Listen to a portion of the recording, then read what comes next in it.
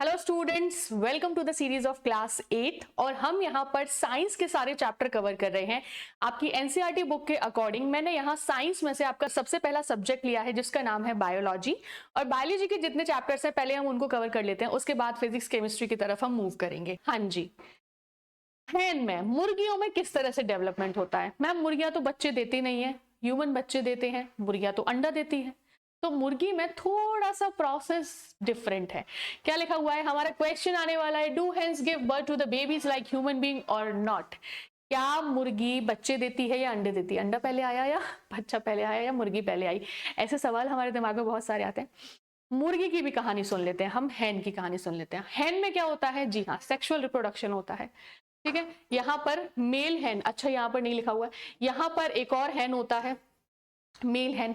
वो क्या करता है? फीमेल के विजाइना में, फीमेल की बॉडी में अपने स्पर्म को इंट्रोड्यूस करा देता है। सिंपल सा प्रोसेस समझो। फीमेल की बॉडी में ऑलरेडी एग प्रोड्यूस है, ठीक है, आप जानते हो। ओविडक्ट में वहां पर क्या होता है? एग और स्पर्म आपस में फ्यूज हो जाते हैं फीमेल की बॉडी में। फर्टिलाइजेशन कैसा हुआ है? मैम फीमेल की बॉडी के अंदर है, अंदर बॉडी के अंदर, इसका मतलब इंटरनल। इंटरनल फर्टिलाइजेशन हो गया। फर्टिलाइजेशन होने के बाद क्या होता है? ऐसा तो है नहीं है कि बच्चा एकदम से मुर्गी बच्चा पैदा कर देती हो, नहीं। यहां पर क्या होता है देखो ध्यान से, जैसे ही एग फर्टिलाइज हो जाता है वो यूट्रस में ना जाते हुए वो वापस से कहा जाता है? फैलोपियन ट्यूब यानी कि ओविडक्ट। एग फर्टिलाइज हो गया है, ठीक है, फीमेल की बॉडी के अंदर। ये एग कहां पहुंच रहा है? अब वापस से फीमेल के ओविडक्ट में। क्यों पहुंचा? क्योंकि यहां पर एक बहुत इंपॉर्टेंट प्रोसेस होने वाली है। ये जो अंडा है बच्चे, ये जो एग है, एग क्योंकि ये बाहर आएगा बॉडी के थोड़े दिनों बाद, बाहर आएगा तो बाहर का एनवायरनमेंट बहुत टफ होने वाला है उसके लिए। तो इसके अंदर जो बेबी ग्रो कर रहा है जिसे हम बोलते हैं एम्ब्रियो, तो एम्ब्रियो को प्रोटेक्ट करना जरूरी है। ये देखो एम्ब्रियो बच्चा बन रहा है ना। तो क्या होता है? फीमेल के ओविडक्ट के अंदर, हैन की जो ओविडक्ट है उसमें क्या करते हैं? इस एग के, फर्टिलाइज एग के चारों ओर हार्ड कवरिंग बनाने लगते हैं।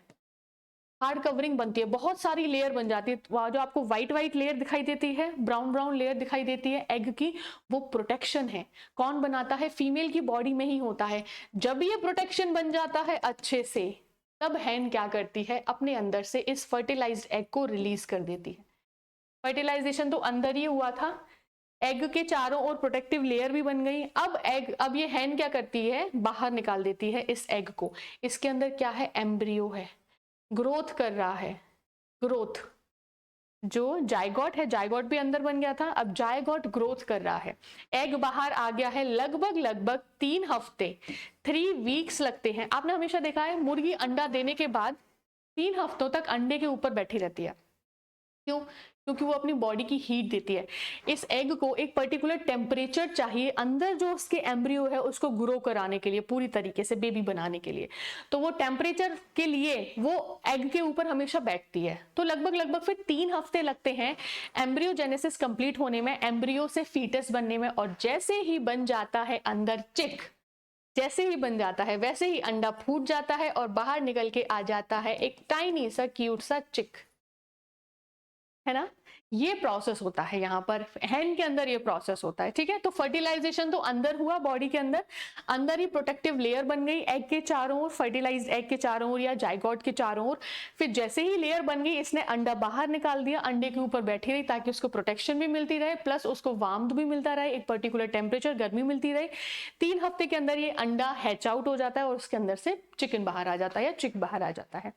ये प्रोसेस होती है हैन में। देखो मैंने ये सारी ही बातें लिखी है और कुछ भी एक्स्ट्रा यहाँ पर नहीं लिखा हुआ है, उसे हमने समझ लिया है। देखो सबसे पहले क्या होता है? जायगोट बन जाता है फीमेल की बॉडी के अंदर ही। फिर वो जो जायगोट बना है यानी कि फर्टिलाइज एग है, वो वापस से कहा जाता है? ओविडक्ट के अंदर जाता है, फीमेल के ही। वहां पर प्रोटेक्टिव लेयर बनती है बहुत सारी ताकि फ्यूचर में उसे प्रोटेक्शन मिल सके बाहर जब आएगा अंडा। प्रोटेक्टिव लेयर बनते ही क्या करती है? फीमेल एग ले कर देती है बाहर की तरफ, बाहर निकाल देती है एग। और लगभग लगभग 3 हफ्ते लगते हैं अंडे के बाहर आने के बाद अंदर उसके एम्ब्रियो डेवलप होने में। 3 हफ्ते के अंदर जब एग अच्छी तरीके से एम्ब्रियो बन जाता है, एग हैच हो जाता है, हैचिंग के बाहर निकलता है कौन? चिक। यही बातें मैंने यहां पर लिखी हुई है आपके थ्योरी के पॉइंट ऑफ व्यू से, ठीक है। चलिए अब हम नेक्स्ट हेडिंग देखते हैं और नेक्स्ट हेडिंग है टाइप्स ऑफ एनिमल्स। मैम ये किस बेसिस पर आप बोल रहे हो? अभी हमने हैन में देखा, मुर्गी क्या करती है? अंडा देती है। लेकिन ह्यूमन तो बेबी पैदा करते हैं। कंगारू क्या करता है? बच्चा पैदा करता है। गाय सीधे बच्चा पैदा करती है। छिपकली अंडा देती है। सांप अंडा देते हैं। बर्ड्स एग देते हैं। दो तरह के एनिमल्स देखने को मिल रहे हैं आपको। एक तो वो जो अंडा देते हैं, एक जो डायरेक्टली बच्चे को पैदा करते हैं। तो इसी बेसिस पर दो तरह के एनिमल्स होते हैं। एक को हम कहते हैं ओविपेरस और एक को हम कहते हैं विविपेरस। ये लिखा हुआ है विविपेरस, VIVI। विविपेरस का मतलब होता है the one who gave birth to the baby, directly to the baby और द यंग वंस। ठीक है, देखो directly to the young ones और बेबी। येलो कलर ले लें, blue might not be visible to you. जो डायरेक्टली बच्चे पैदा करते हैं उन्हें हम कहते हैं विविपेरस, जैसे कि ह्यूमन, काउ, डॉग, गॉट और भी बहुत सारे। एलिफेंट भी डायरेक्ट बच्चा ही पैदा करता है, इन्हें हम बोलते हैं विविपेरस। और the one who gave who lay eggs, जो अंडे देते हैं उन्हें हम कहते हैं ओविपेरस। अंडा ओ जैसा दिखाई देता है, ऐसा ही तो दिखाई देता है अंडा, तो अंडे से ओ से ओविपेरस, ऐसे याद रखो रिलेट करके। अंडा कौन कौन देता है हम सभी जानते हैं, बर्ड्स हो गए, फ्रॉग भी अंडे देते हैं, फिशेस भी अंडे देते हैं, स्नेक्स भी अंडे देते हैं, लिजार्ड भी अंडे देते हैं, बहुत सारे एग्जाम्पल मैंने यहाँ लिख दिए। टॉर्टोइस भी अंडे देता है, डक भी अंडे देती है ना। तो ये होते हैं oviparous, the one who lay eggs, अंडे देते हैं बॉडी के बाहर, फिर बच्चे का डेवलपमेंट हो रहा है अंडे के अंदर। ठीक है, और जो डायरेक्टली बच्चों को जन्म देते हैं उन्हें हम विविपेरस कहते हैं। चलिए एक और आपका माइनर सा टॉपिक कंप्लीट हो गया। अब तो छोटे छोटे टॉपिक्स हैं सारे। फ्रॉग में भी एक बार समझ लेते हैं। मैम फ्रॉग में पहली बात तो ये बताओ, अभी अभी हमने फ्रॉग का एग्जांपल कैसे एनिमल में लिया? अंडे देने वाले जानवर, यानी कि फ्रॉग इज ओविपेरस। ठीक है जी, अब आगे बात करते हैं कि फ्रॉग का डेवलपमेंट या फ्रॉग के बच्चों का डेवलपमेंट कैसे अलग होता है बाकी लोगों से। देखो मैंने बताया मेल फ्रॉग क्या करेगा, पहले तो फीमेल फ्रॉग की बात करते हैं। फीमेल फ्रॉग क्या करेगी? पानी में अंडे दे देगी। अंडे उसने कहां डाल दिए? वाटर के अंदर। ठीक है, वाटर के अंदर अंडे डालते ही मेल जो फ्रॉग होगा वो अपने स्पर्म वाटर में डाल देगा। डाला वाटर में स्पर्म, दोनों आपस में रिकॉग्नाइज करेंगे, बिल्कुल फिशेस की तरह। ठीक है, पानी के अंदर रिकॉग्निशन हो रहा है, पानी के अंदर दोनों ने रिकॉग्नाइज कर लिए। एग और स्पर्म पानी के अंदर फ्यूज हो जाएंगे। ये कैसा है? बॉडी के बाहर हो रहा है फर्टिलाइजेशन, यानी कि एक्सटर्नल फर्टिलाइजेशन हो रहा है बॉडी के बाहर। जैसे ही दोनों आपस में फ्यूज हुए, सबसे पहले क्या बनेगा? एग फर्टिलाइज हो गया है, इसके अंदर जो है वो जायगोट है, आप जानते हो। अब जायगोट ग्रोथ करेगा कुछ हफ्तों तक, अंदर क्या बन रहा है? बेबी बन रहा है। धीरे धीरे एम्ब्रियो बन रहा है, फिर धीरे धीरे फीटस बन रहा है।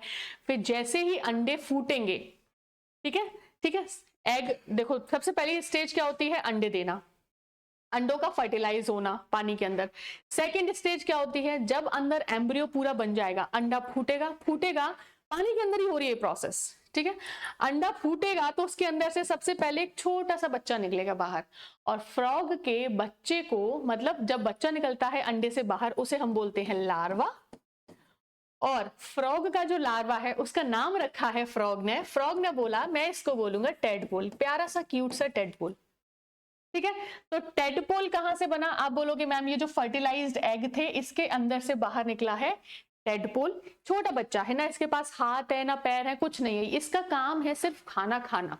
पानी के अंदर रहता है ये हमेशा, क्योंकि इसका पूरा डेवलपमेंट ही पानी के अंदर हुआ है। ये पानी के अंदर रहेगा, छोटे छोटे कीड़े मकोड़ों को खाता रहेगा, छोटे छोटे पेड़ पौधों को खाता रहेगा। फिर धीरे धीरे करके इसकी बॉडी में डेवलपमेंट होता है। इसके टेल आती है, इसके हाथ पैर आंख नाक सब कुछ बनना शुरू हो जाता है।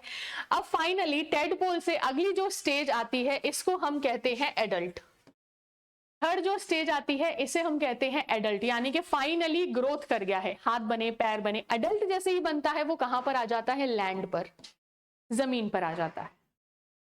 समझ में आया? इस तरह से प्रोसेस कंप्लीट होती है। सबसे पहला स्टेप क्या होता है? एग बनता है पानी के अंदर स्पर्म गए, दोनों फ्यूज हुए, अंडा बाहर ही है पानी में। अभी पानी में से अंडा फूटेगा, सबसे बाहर कौन आएगा? लार्वा का नाम क्या है? यानी कि छोटा बच्चा। अभी जिसका काम है सिर्फ खाना खाना, कुछ नहीं कर सकता, वो खाना खाएगा। उसके बाद क्या होगा? ये धीरे धीरे करके एडल्ट में चेंज हो जाएगा, बड़ा हो जाएगा, और बड़ा होते ही ये क्या करेगा? लैंड पर आ जाएगा। इसीलिए हम कहते हैं कि फ्रॉग को एम्फीबिया कहा जाता है। एम्फी मतलब दो, बिया मतलब लाइफ, दो तरह की लाइफ जीता है। आधी लाइफ इसकी पानी में रहती है और आधी लाइफ इसकी जमीन पर रहते हैं, इसीलिए हम इनको एम्फीबियन कहते हैं, दोहरी जिंदगी जीने वाले जानवर। ठीक है, चलिए यहां तक कंप्लीट हो गया। अब ये एक और आपका सब टॉपिक कंप्लीट हो गया है। मैंने बहुत ही बेसिक सी बात लिखी है। अच्छा, एक और टर्म है मेटामॉर्फोसिस, भूल गई मैं।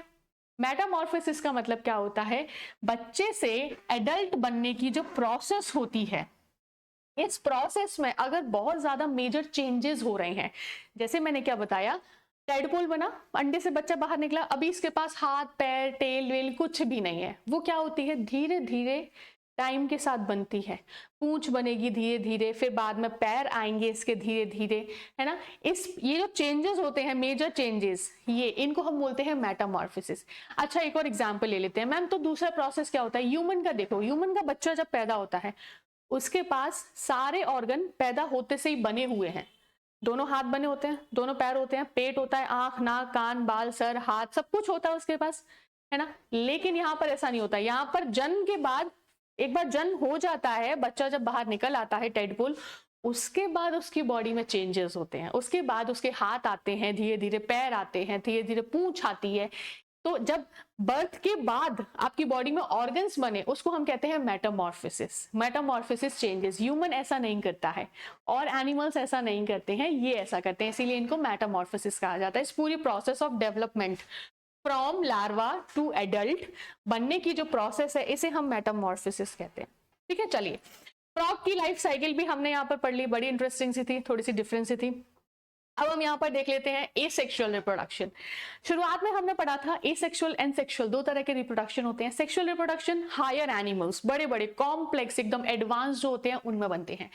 लेकिन जो लोअर एनिमल्स हैं, जैसे मैंने बोला एमीबा, बड़े सिंपल से हैं, बहुत पुराने हैं, इनके पास कुछ खास है नहीं है बॉडी में। जैसे बैक्टीरिया बहुत पुराने हैं, बहुत पुराने, सबसे पुराने जंतु वही हैं। जैसे हाइड्रा, एक और बहुत ही सिंपल सा एनिमल है, इनको हम आंखों से नहीं देख सकते, ये इतने पुराने हैं, है ना। तो ये जो लोअर एनिमल्स हैं, इनकी बॉडी में होता है एसेक्सुअल रिप्रोडक्शन। एसेक्सुअल का मतलब क्या बताता है? जहां पर सिर्फ एक ही पेरेंट होता है, वही डिवाइड होके दो डॉटर या दो सन सेल्स बना लेता है, इसे हम एसेक्सुअल रिप्रोडक्शन कह देते हैं, है ना। तो एसेक्सुअल रिप्रोडक्शन यूनिपेरेंटल होता है, हम जानते हैं। एसेक्सुअल रिप्रोडक्शन में गैमीट्स की जरूरत नहीं है, बॉडी का पार्ट टूटा गिरा बन गया, है ना, ऐसा हो जाता है। या एक सेल टूटी, दो में बिखर गई, दो अलग अलग सेल्स बन गई, ऐसी प्रोसेस होती है ना। तो एसेक्सुअल रिप्रोडक्शन दो तरीके से होते हैं। पहला एसेक्सुअल रिप्रोडक्शन जो इंपॉर्टेंट है आपके एग्जाम के पॉइंट ऑफ व्यू से, तो दो तरह के एसेक्सुअल रिप्रोडक्शन हम ऑर्गेनिजम्स में देखने वाले हैं। पहला होता है binary fission. Binary fission, by का मतलब क्या होता है? टू। फिजन का मतलब क्या होता है? स्प्लिट होना, ब्रेक डाउन हो जाना, जो दो भागों में डिवाइड हो जाए, उसे हम कहते हैं बाइनरी फिजन। इसका एग्जाम्पल है अमीबा। एग्जाम्पल है जो आपको दिखाई दे रहा है, ये है अमीबा। क्या हुआ? ये पेरेंट है, एक पेरेंट, यूनिपेरेंटल होता है, सिंपल सी बॉडी है अमीबा की। पेरेंट बॉडी ने क्या किया? इसके पास अंदर न्यूक्लियस है, ये रहा, आप जानते हो जब भी सेल डिवाइड होती है हमेशा पहले न्यूक्लियस डिवाइड होता है। तो सबसे पहले क्या हुआ? एक न्यूक्लियस से दो न्यूक्लियस बन गए। जैसे ही न्यूक्लियस बन जाते हैं, वैसे ही बाकी की सेल का हिस्सा जो है वो भी डिवाइड होना शुरू हो जाता है। तो सबसे पहले होता है न्यूक्लियस का डिवीजन, जिसे हम न्यूक्लियर डिवीजन कहते हैं। फिर एक सेल से दो सेल बन जाती है, एक न्यूक्लियस दूसरी सेल में चला जाता है, एक न्यूक्लियस दूसरी सेल में चला जाता है। This is how two cells are forming from one single parent cell, इसीलिए हम इसको कहते हैं बाइनरी फिजन। ठीक है जी, चलिए दूसरा जो आपका टाइप ऑफ एसेक्सुअल रिप्रोडक्शन है, इसे हम कहते हैं बडिंग। बड का मतलब क्या होता है? कली। फूल की कली खिलती है हमेशा ऐसे बंद, फिर धीरे धीरे क्या होता है? वो खिलती जाती है, खिलती जाती है, खिलती जाती है, फ्लावर, है ना। तो बडिंग का मतलब भी यहां पर भी यही है, कली। जैसे फॉर एग्जाम्पल हमने एक एग्जाम्पल लिया है यहाँ पर हाइड्रा, ठीक है, इसका एग्जाम्पल है हाइड्रा। हाइड्रा एक बहुत ही सिंपल सा, जैसे हम आंखों से नहीं देख सकते, ऐसा ऑर्गेनिज्म होता है, एक ऐसा एनिमल होता है, लोअर है, बिल्कुल सिंपल बॉडी है इसकी। हाइड्रा क्या करता है? हाइड्रा कैसे रिप्रोडक्शन करेगा? अपनी पॉपुलेशन को कैसे बढ़ाएगा? हाइड्रा में, इस एनिमल में क्या होता है? साइड में एक छोटी सी कली खिलती है, जैसे ये रही, बिल्कुल हूबहू इसके जैसी। एक ही पेरेंट आ रहा है, दूसरा पेरेंट तो आ नहीं रहा। धीरे धीरे ये कली बड़ी होती जाती है, ये बर्ड जो है वो बड़ी होती जाती है, होती जाती है, होती जाती है, और फाइनली ये इतनी बड़ी हो जाती है, इसे ऐसा लगता है अब मैं खुद से सरवाइव कर सकती हूँ। जैसे बच्चे नहीं होते हैं, थोड़े टाइम बाद उनको ऐसा लगता है अब पेरेंट्स ने हमें बड़ा कर लिया, हमारी जॉब लगवा दी, अब हम खुद सरवाइव कर सकते हैं, हम पैसा कमाते हैं, अच्छा हमारे पास घर है, हम खाना पीना अपना मैनेज कर सकते हैं, तो क्या करते हैं वो अपने पेरेंट्स को छोड़ के चले जाते हैं। ऐसा ही सेम यहाँ पर हाइड्रा करता है। हाइड्रा का बच्चा जैसे ही ये बर्ड बड़ा होता है, इसको लगता है अब ये खुद से सरवाइव कर सकता है, तो ये अपने आप को पेरेंट की बॉडी से अलग कर लेता है, अलग कर लेता है, और फिर धीरे धीरे धीरे धीरे ये क्या करता है, एडल्ट में चेंज हो जाता है, और ये अपने आप अपनी पूरी लाइफ इंडिपेंडेंटली ग्रो कर सकता है, जी सकता है अपनी लाइफ को। क्या हुआ, बॉडी में से एक बर्ड बाहर निकली, बड़ी बड़ी बड़ी हुई, उसने अपने आप को अलग कर लिया, एक और हाइड्रा खड़ा हो गया। ठीक है, इसे हम बोलते हैं बडिंग, पहले कली निकलना, फिर उस कली का एडल्ट में चेंज होना। ये दो तरह के एसेक्सुअल रिप्रोडक्शन है जो हमारे सिलेबस में है। हमने एक और टॉपिक कवर कर लिया है। अब फाइनली हम मूव करते हैं हमारे लास्ट टॉपिक पर, जिसका नाम है द स्टोरी ऑफ डॉली, यानी कि लैबोरेटरी में एक्सपेरिमेंट्स के थ्रू बनाई गई एक ऐसी शीप जिसका कोई अंदाजा नहीं लगा सकता। ये बहुत ही इंटरेस्टिंग कहानी है। कैसे, यहाँ पर मेल की जरूरत नहीं है, एक तरह से आप कह सकते हो एसेक्सुअल रिप्रोडक्शन है, एक तरह से आप कह सकते हो यहाँ पर दोनों पेरेंट्स की लेने की जरूरत नहीं थी, यहाँ पर मेल को पार्टिसिपेट करने की कोई जरूरत नहीं है। कैसे, क्या हुआ, साइंटिस्ट ने क्या किया, दो शीप ली, भेड़, ठीक है, दोनों अलग अलग वैरायटी की थी, लेकिन दोनों फीमेल थी। देखो, एक जो शीप थी, ठीक है, इसका नाम है स्कॉटिक ब्लैक फेस, एक शीप एक वैरायटी हो गई। दूसरी जो शीप है इसका नाम है Finn Dorset sheep, Finn Dorset, ये दूसरी वैरायटी है, दोनों की दोनों फीमेल हैं, कोई प्रॉब्लम नहीं है। अब ये जो शीप नंबर, इसको हम बोल देते हैं शीप नंबर 1 और इसको हम बोल देते हैं शीप नंबर 2, ताकि बार बार हमें नाम नहीं लेना पड़ेगा। शीप नंबर 1 का इसने क्या किया, इस फीमेल की बॉडी में से एग बन रहा होगा ओवरी के अंदर, एग बाहर निकाल लिया, एग, ठीक है। दूसरी जो फीमेल शीप थी, दूसरी वैरायटी की, दूसरी ब्रीड की, उसकी में से इसकी मैमरी ग्लैंड में से, जहां से मिल्क निकलता है, उस मैमरी ग्लैंड में से एक सेल निकाल ली, ठीक है, ठीक है, मैमरी ग्लैंड की एक सेल ले ली, यहां पर एग, अंडा एक्चुअली में जो वो सेल ले लिया। अब इस एग में अंदर न्यूक्लियस होगा, सेल है तो न्यूक्लियस होगा, उस न्यूक्लियस को बाहर निकाल दिया, ये जो न्यूक्लियस था इसको बाहर निकाल दिया। क्या लिखा हुआ है, ई न्यूक्लिएशन, मतलब ई मतलब निकाल देना बाहर, रिमूवल। तो हमने इसकी सेल का इस्तेमाल किया है, सेल, ये सेल है, ये न्यूक्लियस है, न्यूक्लियस को बाहर निकाल दिया। हम सेल इस्तेमाल कर रहे हैं शीप नंबर 1 की, इसका न्यूक्लियस यूज नहीं कर रहे हैं। अब जो दूसरी शीप नंबर 2 है, इसकी जो मेमोरी सेल हमने ली है, इसकी सेल को हटा दो, इसके अंदर से बाहर निकाल लो न्यूक्लियस, सिर्फ न्यूक्लियस बाहर निकाल लो, क्योंकि सेल तो हम ले आए शीप नंबर 1 की। अब शीप नंबर 1 की सेल और शीप नंबर 2 का न्यूक्लियस आपस में फ्यूज कराया, दोनों फीमेल हैं, you don't require a male for this procedure, समझ में आया। अब यहाँ पर क्या हुआ, दोनों को आपस में फ्यूज करा दिया, फ्यूज कराया तो ऑब्वियस सी बात है, सबसे पहला जो सेल बना उसे हम जाइगोट बोलेंगे, ये जाइगोट बन गया है। अब ये जाइगोट क्या करेगा, जब तक प्रेगनेंसी पीरियड है ग्रोथ करेगा, धीरे धीरे सेल्स बनेंगी, बहुत सारी सेल्स से फिर और बॉडी के ऑर्गन बनेंगे, ऑर्गन बनेंगे। अच्छा ठीक है, इसको हमने इंट्रोड्यूस करा दिया था फिर किसमें, शीप नंबर 1 की बॉडी में, ठीक है, इसकी बॉडी में हमने इंट्रोड्यूस करा दिया था, इसकी बॉडी में ग्रोथ कर रहा है, ये यूट्रस के अंदर ग्रोथ कर रहा है। फिर जब फाइनली बेबी डिलीवर हुआ, तो ये जो बेबी लैम्ब प्रोड्यूस हुआ था, मतलब बेबी बच्चा जो होता है ना शीप का, उसे हम लैम्ब बोलते हैं। तो जो पहला बच्चा प्रोड्यूस हुआ वो 100% उस शीप से मैच कर रहा था, जिस शीप का हमने क्या इस्तेमाल किया था, न्यूक्लियस, जिसका हमने न्यूक्लियस इस्तेमाल किया था, उसके साथ इसके सारे कैरेक्टर्स मैच कर रहे थे, क्योंकि हम जानते हैं न्यूक्लियस के पास क्या है, जेनेटिक इंफॉर्मेशन, डीएनए है उसके पास, और जिसका डीएनए बच्चे के पास जाएगा वो उसके जैसा ही दिखेगा। अगर यहाँ पर हम दोनों के न्यूक्लियस को इस्तेमाल कर लेते तो कुछ कैरेक्टर उसके आते शीप नंबर 1 के, कुछ कैरेक्टर शीप नंबर 2 के आते। तो यहाँ पर शीप नंबर 2 के सारे कैरेक्टर्स, ये सारा का सारा प्रोसेस कहाँ किया है, लैबोरेटरी में किया गया है।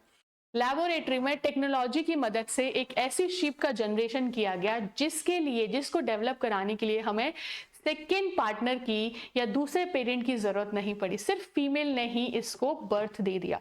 इस तरह का रिप्रोडक्शन एक तरीके से आप कह सकते हो टाइप ऑफ एसेक्सुअल रिप्रोडक्शन है, क्योंकि एक ही पेरेंट पार्टिसिपेट कर रहा है। और पहली जो ये शीप बनाई गई, इसका नाम रखा गया डॉली, सी देखो, डॉली नाम यहाँ पर कहीं हमने लिखा है, हाँ जी, दुनिया की सबसे पहली मैमल जिसे लेबोरेटरी में प्रोड्यूस किया गया, इसका नाम है डॉली। कब किया गया था? 5 जुलाई 1996 में। क्या लिखा हुआ है? इस प्रोसेस को हम कहते हैं क्लोनिंग। क्लोन का मतलब क्या होता है? 100% आइडेंटिकल। किससे मैच कर रहा था ये बच्चा? 100% उससे जिसका हमने एग लिया था, सॉरी न्यूक्लियस लिया था, क्योंकि उसी की सारी इंफॉर्मेशन गई थी। तो 100% मैच हो गए थे सारे के सारे कैरेक्टर्स शीप नंबर 2 के साथ, इस लैम के। इसको नाम दिया गया डॉली। इस प्रोसेस को कहा जाता है क्लोनिंग, जिसमें 100% मैच करते हैं कैरेक्टर्स। और क्लोनिंग सबसे पहले कहां पर, ये डॉली कहां पर बनाई गई थी? Roslin Institute in Edinburgh, Scotland. Scotland का एक इंस्टीट्यूट है जहां पर ये बनाई गई थी बाय द साइंटिस्ट इयान विल्मट। ये साइंटिस्ट का नाम है, ये इंस्टीट्यूट का नाम है। ये हमारी जो पहली बनाई गई थी क्लोनिंग करके एनिमल, उसका नाम है Dolly. Unfortunately Dolly was died in the year 14 फरवरी 2003 में उसकी डेथ हो गई due to certain lung diseases. इसी एक्सपेरिमेंट को इस्तेमाल करके पॉली, मॉली, बहुत सारे ट्रांसजेनिक एनिमल्स बनाए गए, बहुत सारे क्लोन्ड एनिमल्स बनाए गए। तो ये कहानी थी आपकी डॉली की, और ये चैप्टर था आपका रिप्रोडक्शन इन एनिमल्स। क्लास 8 का एक चैप्टर आपका कंप्लीट होता है। ऐसे ही और चैप्टर्स की सीरीज लगातार आपके लिए आती रहेगी। तब तक के लिए थैंक यू सो मच।